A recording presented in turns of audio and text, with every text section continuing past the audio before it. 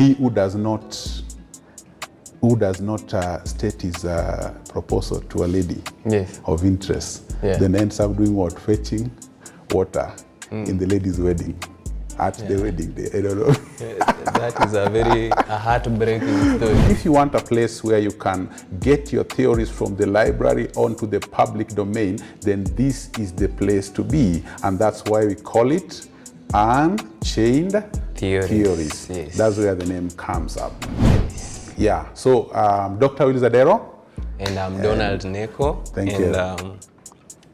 We are welcoming you to Unchained Theories. Yes. Yes.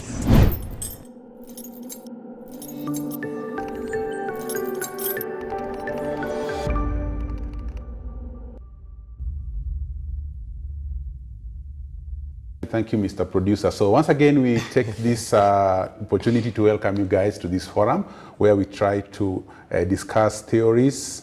We've said that theories should not be a confine of the library, but they should be brought out and people should be able to benefit from them as much as possible. Number two, theories are normally brought out after thorough research. That means that what we're talking about here is what has been probably researched on, and knowledge has actually been developed in these particular areas. So if you want a place where you can get your theories from the library onto the public domain, then this is the place to be. And that's why we call it Unchained Theories. Yes. That's where the name comes up. Yes. Yeah. So Dr. Will Zadero.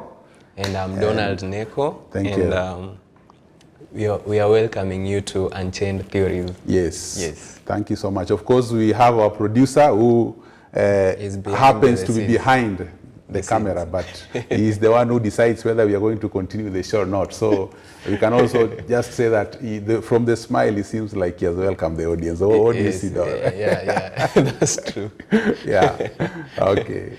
Yeah, so welcome guys, and in this episode we are going to talk about a theory that is affecting us as human beings, and it is very important that we discuss about this theory because there is a lot that is involved. There is a lot of components that we are going to learn today, and the theory of the day is called the theory of perceived self-efficacy. Thank you. Yes, and Dr. what do you think?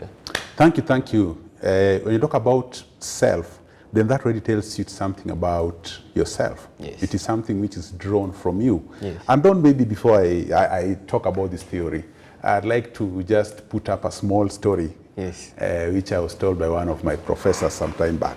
Okay. So sometime back, Yeah. there was this gentleman, a businessman, who was running his business as usual. Yes. And then at some point, actually, things went haywire. He ran down, the business was actually bad, things were not working well, there was inflation in the country, and things were not good. So the guy thought of closing the business and everything. And then one day as he was sitting in the bench in a park, some old man approached him and told him, you know, I can see it's like you have a lot of problems based on the way I'm looking at you. And the guy said, yes, you can see the way the economy is right now, I can't do much. And I'm thinking of closing now my businesses because I have a lot of debts. In fact, I don't know where I'll run to. So this old man hands this guy a check, which has a lot of money, millions of shillings. Yes. And the guy is very happy. But the guy now says, okay, now that I have this money, I have the confidence. I'll not repay my debts first. I'll go and put it in the bank, and then I'll try to make out deals. Because now I have the confidence, I can walk. You know, sometimes when you're broke, even confidence disappears. You lose, yeah. So the guy puts the check in the account but does not cash it. And then he decides to go and make a deal now very confidently. In fact, with the confidence, he's able to make a lot of deals. That is, he actually changes the perspective of himself. He's now able to make a lot of deals, do this and that over there. And eventually, actually, money started coming back. And now that he had made some money, he thought of expanding the business. You know, the check is still there. Yes. So the guy goes and picks the check, and then he now goes to cash it. But as he's going to cash it, he met this man on the road. And this man tells him, how are you doing? It seems like you've been doing well and you're very happy. The guy says, yes. And then as he's leaving the man to now take his car and go to the bank, a lady comes running from behind and is telling the guy, excuse me, I hope you've not been talking to this man, this old man.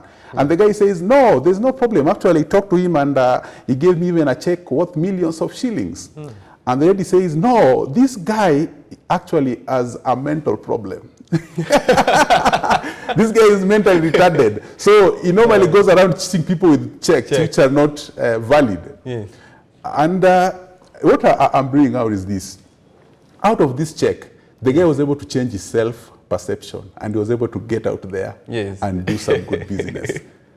As much as there was nothing, the confidence in his own ability, which was brought by this check, actually changed everything. And you know, there's no externalities there that brought. It was just about a change of perception. With the perception, he was able to get confident, get into business deals, and probably make some good business. Now, back to self-efficacy. Back to business, Back to self-efficacy. Now, this is a theory that basically entails an individual's beliefs and judgment about their own capability. Yeah, so basically what it says, it refers to one's belief in their ability. You know, for you to be able to perform a task, first of all, you have to believe that you can be able to perform that particular task.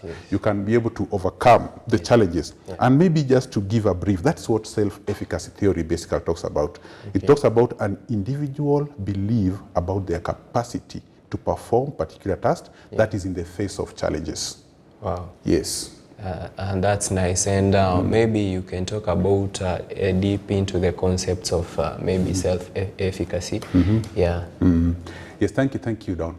Now, we have quite a number of concepts that actually come out when we talk about self-efficacy, because one thing about this life is the beginning is always the self. Yeah. Everything else comes later. Yeah. And we have what we call the personal, the belief in they believe in personal efficacy being one of the contents of this particular theory. And this basically entails they believe which are specific to particular situations, because we are saying that people may actually be what we call, people may believe that they are able to perform better in one area and not other. That is maybe based on talents. So this normally say that self-efficacy can also be individualized, or it can be domain specific. For example, I'm a good musician, but I may not be a good public speaker. And I think it's good, you know, that there are some people who are very creative. They have a belief that they can do some creative stuff. They are good artists, they are good musicians, but when you give them a platform to maybe present a motivational talk, then they go blank, because their belief in that area is not well endowed. We want to talk about behavioral performance as another area of self-efficacy. And this talks about the connection between self-efficacy belief and the behavior. And we say that higher self-efficacy normally tends to lead to increased effort. So what we're saying is that when a person has high belief about their ability, then their effort is also normally in the same capacity. You know, that means that what I would have done with probably low motivation now takes a new phase of a greater motivation because of what I believe about myself. And I think that's why even if you look at most of this religion, they focus on self. They're telling you, okay, if you cannot believe in yourself, then believe in the person who is in you. And I think there's even a verse in the Bible which is, the greater is he that is in you.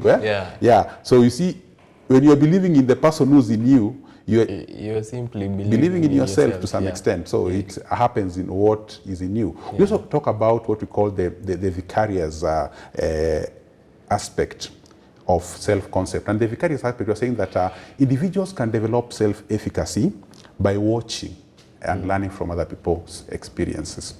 So this tells you that the importance of sometimes going through these documentaries, these great stories of great men, those people who have been there, because by doing that, we are shown that it is possible.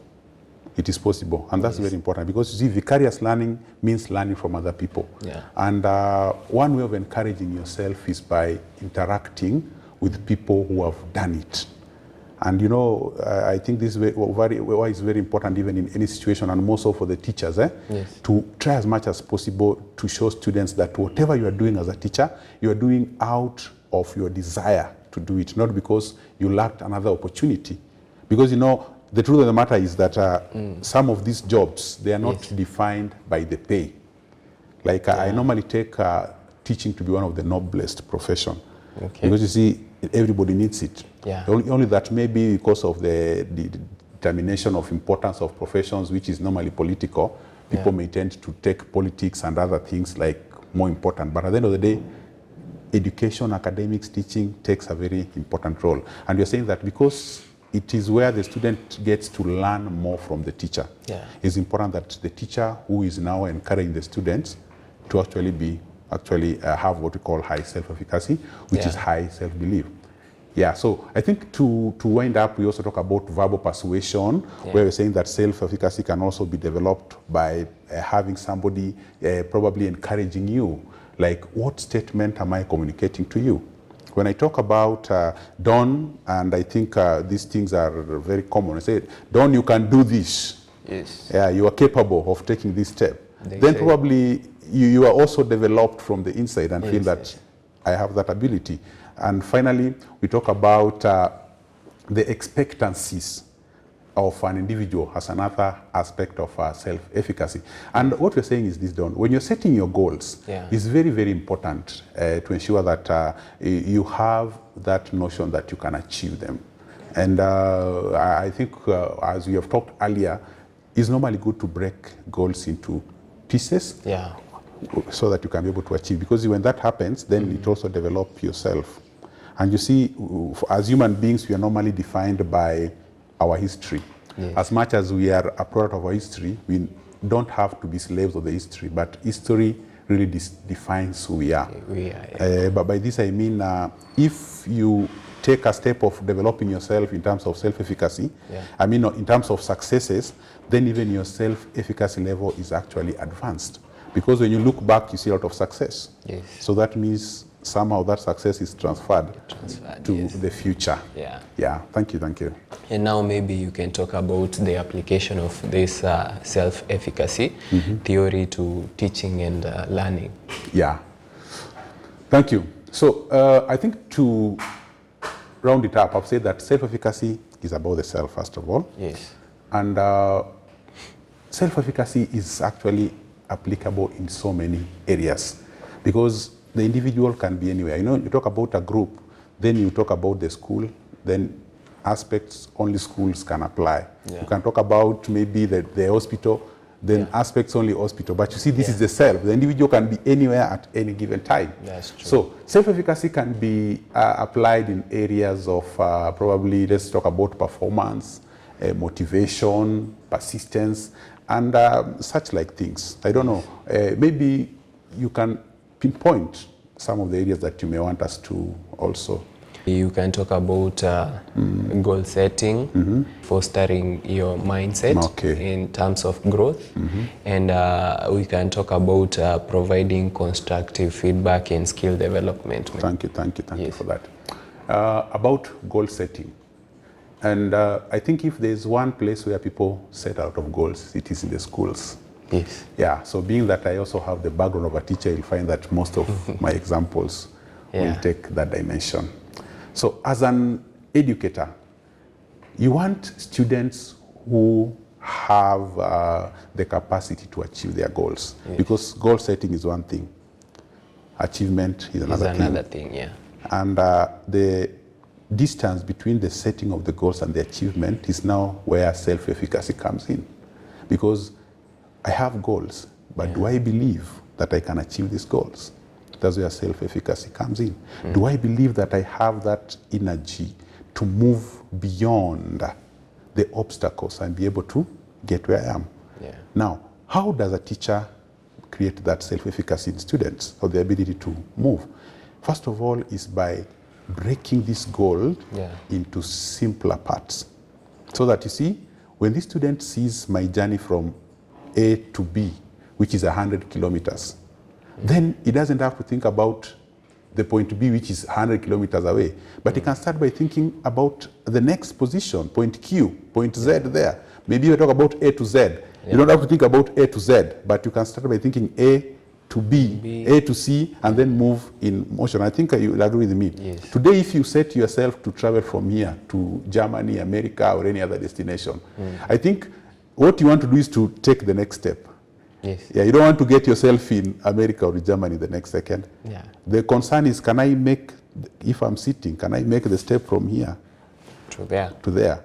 And if you think about that, then you find yourself moving one step at a time. Yeah. And so I think the first thing about goal setting is to allow or to guide the students or to guide people in an organization that you're working with to set goals which are broken down into achievable parts.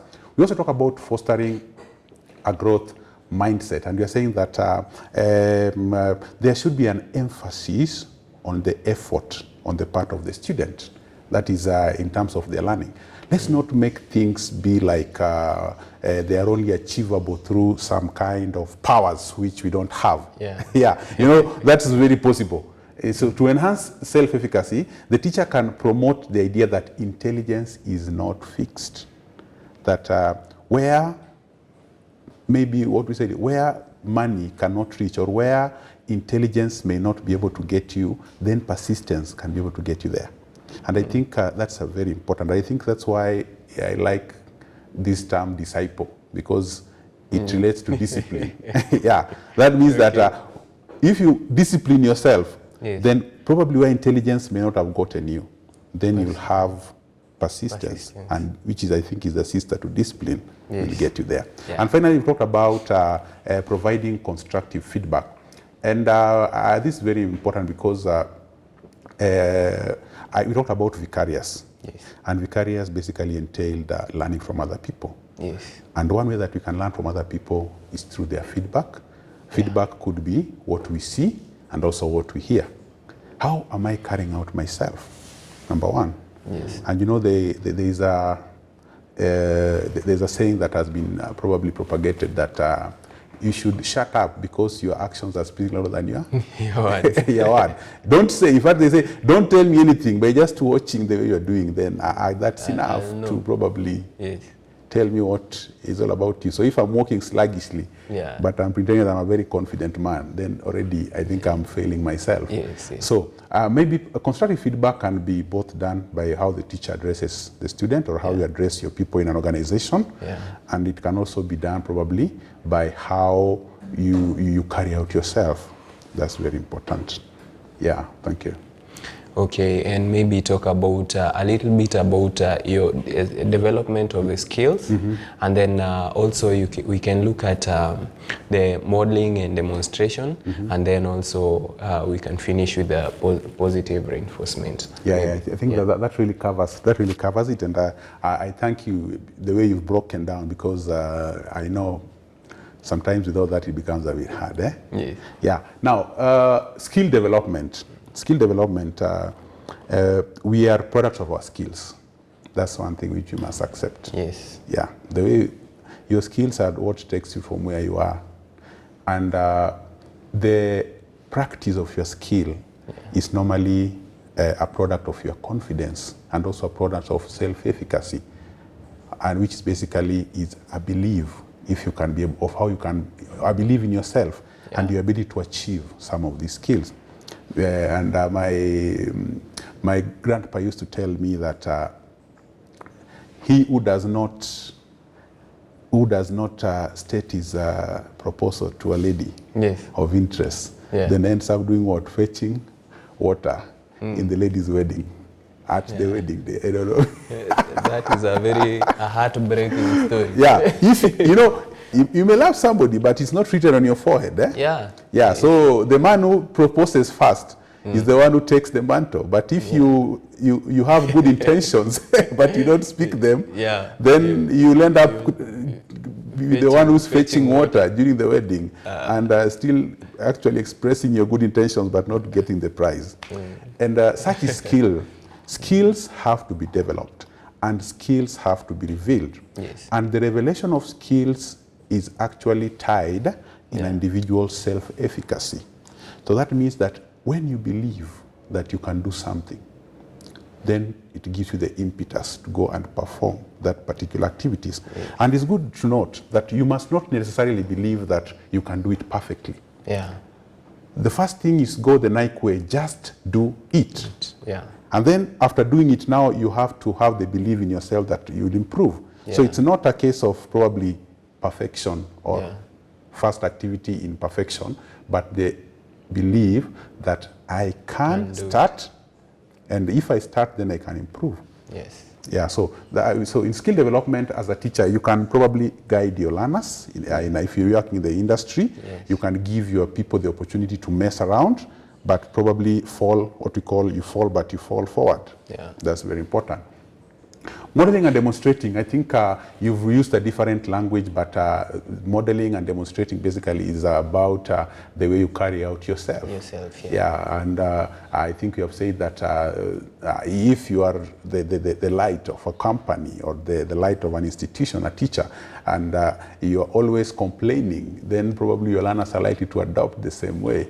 So it's very important if you take that position, then you also ensure that you are also probably tackling the challenges as it should be. So you are modeling. You know, modeling is showing people that, okay, you guys have to do it, but first of all, you can watch what I'm doing. Yeah, and then I think you also talk about the positive reinforcement, which basically talk about providing. You know, reinforcement can be verbal, it can also be in kind and in cash. If you are rich enough, then you can award your people when they do, when they practice actions that shows improvement of self-efficacy or development of such. Then you can probably encourage them. If not, then probably you can do what? You can talk positively, or if you have the cash, you can award them in that particular capacity. Now, before we finish, I would maybe like you to talk about the learning environment and maybe the issue of addressing, you can address the issue of self-doubt and also collaboration in a way. Yeah, I think that would be a good way to wind up, because you've now moved away from the individual and you're now looking at the environment. And collaboration is very important. And it's good to note that right from around 12 years of growth, the human person starts to believe more of what we call their peers. And that goes all the way, probably up to death. You know, we break away from our parents at that age because now we start viewing reality and realize that the parent is not all in all. And probably for some, they find that they can now gain a lot of collaboration and a lot of probably they can gain confidence from their friends, they can get out of friendship, and they actually, and also schooling encourages that. So collaboration is very important, and we are saying that we may not be able to maybe influence directly what happens in a group out there, but we can do our best to advise them so that when we get our learners or any group out there that probably we are able to get an audience of, advise them on talking positively to each other, because we know that part of building ourselves is based on how we interact with other people. So apart in terms of self-doubt, then this is more of what we call the self-talk. How do you talk about yourself? And I've always been told by a good friend of mine that once in a while you must call yourself into a meeting with yourself. You must call yourself in a meeting with yourself. And when you are there, then you talk to yourself. And you know, people nowadays, I don't know if you've seen the current trend, when I leave you alone for 2 seconds, you turn where? The phone. To the social media. In fact, the phone has become the person we talk to. And you know, that depends on the content. If you have a content which is negative, then that is what carries your day. But once in a while, you should have the opportunity to talk to yourself and address yourself probably in a positive manner. And I think that also talks about the peer collaboration, that's in the same perspective.